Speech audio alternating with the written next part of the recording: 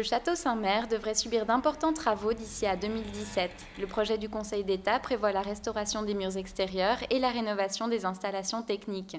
Le conseiller d'État Pascal Broulis a présenté le projet à la presse en ce début d'été. Ce château, aujourd'hui, il est utilisé par le gouvernement comme lieu du pouvoir cantonal.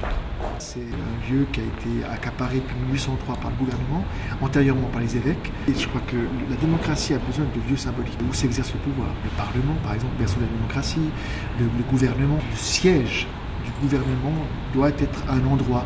On avait envisagé à des moments de mettre tous les conseillers d'État dans l'école de chimie, projet qui a été abandonné. Par contre, réhabilitation du château dans l'intérêt général. Les enjeux, c'est de redonner un peu de lustre à l'extérieur. La façade a beaucoup souffert des intempéries.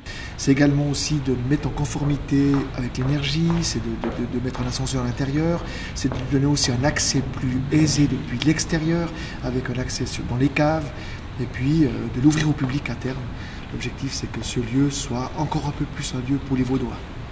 On voit que ce bâtiment n'est pas très grand, un bâtiment carré, historique, des murs d'environ 5 mètres de large, 4 mètres 80. Donc ça veut dire que durant les travaux, les gens vont quitter ce lieu pour qu'on puisse entreprendre l'intervention le plus facilement possible.